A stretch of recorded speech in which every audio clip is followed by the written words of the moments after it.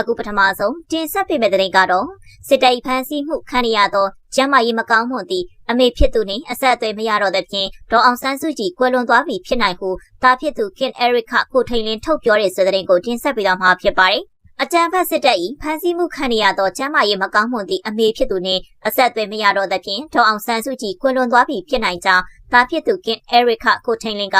ရိုက်တာသတင်းဌာနသို့ထုတ်ဖော်ပြောဆိုလိုက်ပါတယ်။ကျမ်းမာရေးချိုးယွင်းနေသည့်အဖမ်းခံထားရသောမြန်မာဒီမိုကရေစီကောင်ဆောင်ဒေါ်အောင်ဆန်းစုကြည်နဲ့ပတ်သက်ပြီးသတင်းအချက်အလက်များလုံးဝပြတ်တောက်နေတဲ့ဖြင့်တာဖြစ်သူကမိခင်ဖြစ်သူကွယ်လွန်သွားပြီလားမသိရသေးသည့်အခြေအနေဖြစ်ပြီးစိုးရိမ်ပူပန်လျက်ရှိကြောင်း၎င်းကထုတ်ဖော်ပြောဆိုခဲ့ပါတယ်။ကင်အဲရစ်ခေါ်ကိုထိန်လင်းကမိခင်ဖြစ်သူအသက်80အရွယ်ဒေါ်အောင်ဆန်းစုကြည်ထံမှနှစ်များစွာအဆက်အသွယ်မရရှိတော့ကြောင်း2021ခုနှစ်စစ်အာဏာသိမ်းပြီးနောက်ပိုင်းနှလုံးရောဂါအယိုးနှင့်တဖုံးဆိုင်ရာကျန်းမာရေးပြဿနာများအကြောင်းကိုတဆင့်စကားဖြင့်သာမကြာခဏကြားသိရကြောင်းရိုက်တာသတင်းဌာနသို့ပြောကြားခဲ့ပါတယ်။စစ်တပ်ကပြုလုပ်မဲ့ရွှေခောက်ပွဲကိုလက်မခံဘဲမိမိ၏အခြေအနေသက်သာရာရစေရန်အခွင့်အလမ်းတစ်ခုဖြစ်လာနိုင်ကြောင်း၎င်းကပြောပါတယ်။သူမှကျန်းမာရေးပြဿနာတွေရှိနေတယ်။ဘယ်သူမှသူ့ကိုလွန်ခဲ့တဲ့နှစ်ကျော်အတွင်းမတွေ့ရတော့ဘူး။သူရဲ့ဥပဒေအဖွဲ့နဲ့ဆက်သွယ်ခွင့်မရဘူးဆိုတာထားပါတော့မိသားစုနဲ့တော့အဆက်အသွယ်မရခဲ့ဘူး။ကျွန်တော်သိရတဲ့လောက်တော့မိမိကွယ်လွန်သွားပြီဆိုတာမျိုးဖြစ်နိုင်တယ်ဟုဂျပန်နိုင်ငံတိုကျိုမြို့တွင်ပြုလုပ်သည့်အင်တာဗျူးတွေ၎င်းကပြောပါတယ်။ကျွန်တော်စိတ်ထဲမှာမင်းအောင်လှိုင်ကအမိနဲ့ပတ်သက်ပြီးသူ့ရဲ့လုပ်ငန်းစဉ်ရှိလိမ့်မယ်လို့ကျွန်တော်ထင်တယ်။ရွှေကောက်ပွဲမတိုင်မီဒါမှမဟုတ်နောက်ပိုင်းမှာပြည်သူလူထုရဲ့ဒေါသကိုဖြေလျော့စေဖို့သူ့ကိုလှုပ်ပေးတာပဲဖြစ်ဖြစ်နေအိမ်အကျယ်ချုပ်ပြောင်းရွှေ့ပေးတာပဲဖြစ်ဖြစ်လုပ်ဖို့ကြိုးစားတာမျိုးအနည်းဆုံးတော့အဲ့ဒါတခုခုဖြစ်လာနိုင်တယ်ဟုသူကဆက်ပြောပါတယ်။ဒေါ်အောင်ဆန်းစုကြည်ကိုစစ်တပ်ကစူပူအောင်လှုံ့ဆော်မှုအဂတိလိုက်စားမှုနဲ့ရွှေကောက်ပွဲလိမ်လည်မှုများအပါအဝင်ဆွဲချက်များအတွက်28နှစ်ထောင်ဒဏ်ကျခံနေရပြီးဒေါ်အောင်ဆန်းစုကြည်ကအဆိုပါဆွဲချက်အလုံးကိုညှင်းဆိုထားပါတယ်။တာဖြစ်သူခင်အဲရစ်ကမိခင်ဖြစ်သူမှာမြို့တော်နေပြည်တော်၌ထိန်းသိမ်းခံရသည်ဟုရှုံချကြောင်းလွန်ခဲ့သည့်နှစ်ကမိခင်ထံမှရရှိခဲ့သည့်နောက်ဆုံးစာတွင်စောင်းရသည်နှင့်နှွေရသည်များအတွင်၎င်း၏အခန်းတွင်အပူချိန်လွန်ကဲမှုအကြောင်းကိုညှိညူထားကြောင်းပြောပြပါရယ်ကမ္ဘာတဝန်းပဋိပက္ခများပေါ်ပေါက်နေသောအကြောင်းလူအများစုကမြန်မာနိုင်ငံကိုမင်းနေကြမည်ကို၎င်းကစိုးရိမ်ပါရယ်စစ်တပ်ကလာမယ့်ဒီဇင်ဘာ28ရက်မှစတင်၍အစင်းလိုက်ကျင်းပရန်စီစဉ်ထားတဲ့ရွေးကောက်ပွဲကိုအခွင့်ကောင်းယူ၍ဂျပန်အပါအဝင်နိုင်ငံတကာအစိုးရများကစစ်ကောင်စီအပေါ်ပုံမဖိအားပေးရန်နှင့်မိခင်ကိုလွတ်ပေးရေးတောင်းဆိုပေးရန်တားဖြစ်သူကကြိုးစားနေပါရယ်ဂျပန်ခရီးစဉ်အတွင်းဂျပန်နိုင်ငံရေးသမားများနှင့်အစိုးရအရာရှိများနှင့်တွေ့ဆုံခဲ့ပြီးစစ်ကောင်စီကိုပုံမပြင်းထန်စွာစန့်ကျင်ရပ်တည်ရန်နှင့်ရွေးကောက်ပွဲကိုပယ်ချရန်ဖိအားပေးခဲ့ကြောင်းသူကပြောပါရယ်ကျွန်တော်ဒီလိုလုပ်ရတဲ့အတွက်မိမိအရန်ဝမ်းနည်းလိမ့်မယ်လို့ထင်ပါတယ်ကျွန်တော်ပါဝင်ဆွတ်ဖက်ဖို့မိမိကလိုလားမှမဟုတ်ပါဘူးဒါပေမဲ့ဒီအချိန်မှာကျွန်တော်မှတခြားရွေးချယ်စရာမရှိဘူးကျွန်တော်ကသူသားဖြစ်နေတာပဲကျွန်တော်မှမလုပ်ရင်လေတခြားသူတွေကလှုပ်ပေးမယ်လို့ညှော်လင့်လို့မရဘူးဟုသူကပြန်လည်ဖြေကြားပါရယ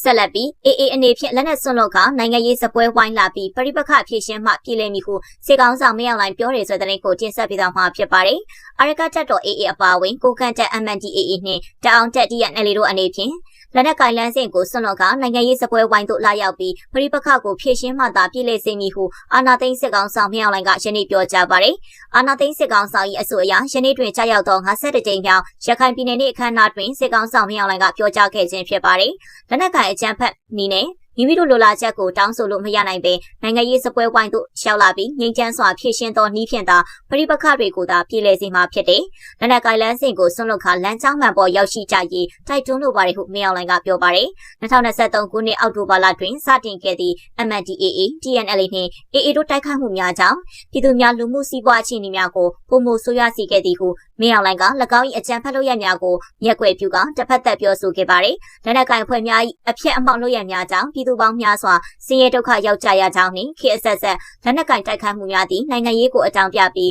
လွဲမှားသောအယူအဆများဖြင့်အကြမ်းဖက်လုပ်ရများကိုလှုံ့ဆော်နေကြခြင်းသာဖြစ်သည်ဟုမင်းအောင်လှိုင်က၎င်း၏စစ်ရာဇဝတ်မှုများကိုထပ်မံဖုံးကွယ်ပြောဆိုခဲ့ပါတယ်။ပြည်ထောင်စုကြီးငြိမ်းချမ်းရေးအတွက် NCA လမ်းကြောင်းအတိုင်းရှောက်လန်းခြင်းသာလျှင်ပြည်သူအလုံးမျှော်လင့်ထားသည့်အေဂျင့်တရားသောနိုင်ငံတော်ကြီးကိုတည်ဆောက်နိုင်မည်ဖြစ်သည်ဟုမင်းအောင်လှိုင်ကဆိုပါတယ်။ဒီဇင်ဘာ10ရက်နေ့က73ရက်နေ့အတွင်း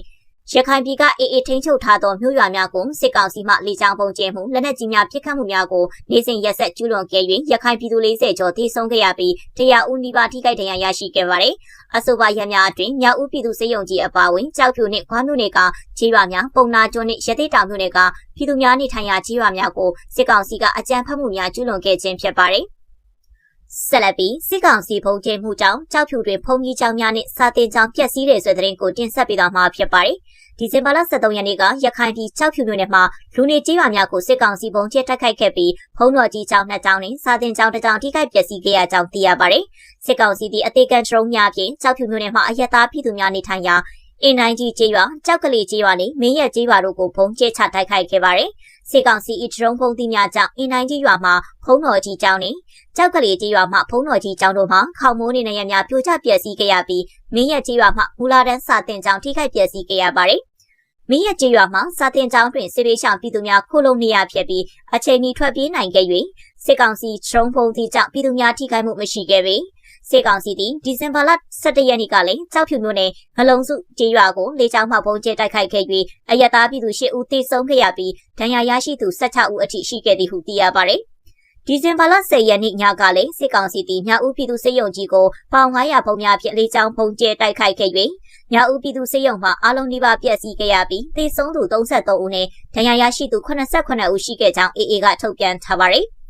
ဆက်လက်ပြီးစစ်တပ်၏တာလွန်အင်အားကြောင့်ယာယီဆုတ်ခွာပေးခဲ့ရသည့်ရန်ကင်းတောင်စက်ခန်းကိုတော်လှန်ရေးအင်အားစုများပြန်လည်သိမ်းပိုက်တဲ့ဆိုတဲ့သတင်းကိုတင်ဆက်ပေးသွားမှာဖြစ်ပါတယ်။စက်ကိုင်းတိုင်းမော်လိုက်မြို့နယ်စိုးနန်းကျေးရွာအနီးကရန်ကင်းတောင်မှာတော်လှန်ရေးအင်အားစုတွေတက်ဆွဲနေစဉ်စစ်တပ်စစ်ကြောင်းကတာလွန်အင်အားတွေနဲ့ထိုးစစ်ဆင်တိုက်ခိုက်လာတာကြောင့်ယာယီဆုတ်ခွာပေးခဲ့ရပေမယ့်လက်ရှိမှာပြန်လည်သိမ်းပိုက်နိုင်ပြီဖြစ်ကြောင်းမော်လိုက်တော်လှန်ရေးအင်အားစုတွေထံကသိရပါတယ်။ပြီးခဲ့တဲ့ဒီဇင်ဘာလ9ရက်မနက်ပိုင်းမှာတော်လှန်ရေးအင်အားစုတွေတက်ဆွဲနေတဲ့ရန်ကင်းတောင်ကိုစစ်တပ်ကတာလွန်အင်အားတွေနဲ့စစ်ကြောင်းတို့တိုက်ခိုက်လာတယ်လို့သိရပါတယ်။ဒီလိုအခြေအနေမှာတော်လှန်ရေးအင်အားစုတွေယာယီဆုတ်ခွာခဲ့ရပေမယ့်ဒီဇင်ဘာလ14ရက်မနက်7:00နာရီအချိန်မှာတံပြန်ထိုးစစ်စတင်တိုက်ခိုက်ခဲ့တယ်လို့သိရပါတယ်။အဲဒီနောက်နေ့လယ်12:00နာရီခွဲအချိန်မှာတော့ရန်ကင်းတောင်စက်ခန်းကိုတော်လှန်ရေးအင်အားစုတွေပြန်လည်သိမ်းပိုက်နိုင်ခဲ့တယ်လို့ဆိုပါတယ်။တိုက်ပွဲကနည်းနည်းတော့ပြင်းထန်ခဲ့ပါတယ်။တနအီခွဲလောက်တိုက်ခိုက်ရတယ်လို့ Molite Revolution တာဝန်ရှိသူကသတင်းဌာနကိုပြောပါတယ်။ရန်ကင်းတောင်စခန်းကိုပြန်လည်သိမ်းပိုက်မှုအပြီးမှာတော့စစ်သားအလောင်း6လောင်း MA1 အမျိုးအစားတနက်တလက် MA3 အမျိုးအစားတနက်တလက် MA50 အမျိုးအစားတနက်တလက်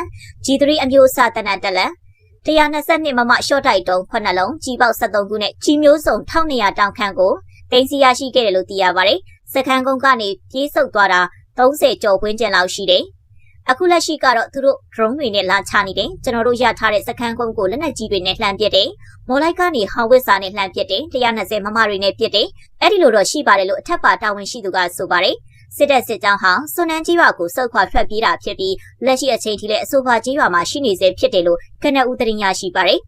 ဆက်လက်ပြီးအစိုးရအဖွဲ့တွင်ခြံလက်ခံခဲ့ရသည့်ဦးမိုးစောဦးအားနိုင်ငံရေးဝန်ကြီးဌာနအကြံပေးအဖြစ် NUG ခန့်အပ်တဲ့ဆိုတဲ့သတင်းကိုတင်ဆက်ပေးသွားမှာဖြစ်ပါတယ်အမျိုးသားညီညွတ်ရေးအစိုးရ NUG အစိုးရအသစ်ပြန်လည်ဖွဲ့စည်းရမှာပြန်လည်မပါဝင်ခဲ့တဲ့နိုင်ငံခြားရေးဒုတိယဝန်ကြီးဦးမိုးစောဦးကိုနိုင်ငံခြားရေးဝန်ကြီးဌာနအကြံပေးအဖြစ်ခန့်အပ်လိုက်ကြောင်း NUG ကဒီဇင်ဘာလ15ရက်ဒီနေ့ထုတ်ပြန်ပါတယ်။နိုင်ငံခြားရေးဝန်ကြီးဌာနရဲ့လုပ်ငန်းတွေပုံမှုကျပြန့်ထိရောက်စွာဆောင်ရွက်နိုင်ဖို့အခုလိုခန့်အပ်ခဲ့တာဖြစ်တယ်လို့ NUG ကဆိုပါတယ်။ပြီးခဲ့တဲ့ဒီဇင်ဘာလ10ရက်မှာ NUG အစိုးရအဖွဲ့ကိုပြောင်းလဲဖွဲ့စည်းကြောင်း CRPH ကထုတ်ပြန်ခဲ့ပြီးဝန်ကြီးဒုဝန်ကြီးနဲ့ဝန်ကြီးဌာနချုပ်ကိုပြောင်းလဲပြင်ဆင်ခဲ့တာဖြစ်ပါတယ်။အစိုးရအဖွဲ့အသစ်မှာအရင်အစိုးရအဖွဲ့ကတည်းကပါရှိခဲ့ကြသူတွေအများစုပြန်လည်ပါဝင်ခဲ့ပြီးဦးမိုးစောဦးအပါဝင်နော်ဆူဆန္ဒလှလှဆိုဒေါ်ဤတင်စာမောင်ဦးထင်လင်းအောင်ဒေါ်ခင်မမမျိုးနိုင်ထုံးပေခနိုင်သူဝနာဒေါက်တာဆာဆာစတဲ့သူတွေပြန်လည်မပါဝင်ခဲ့တာဖြစ်ပါတယ်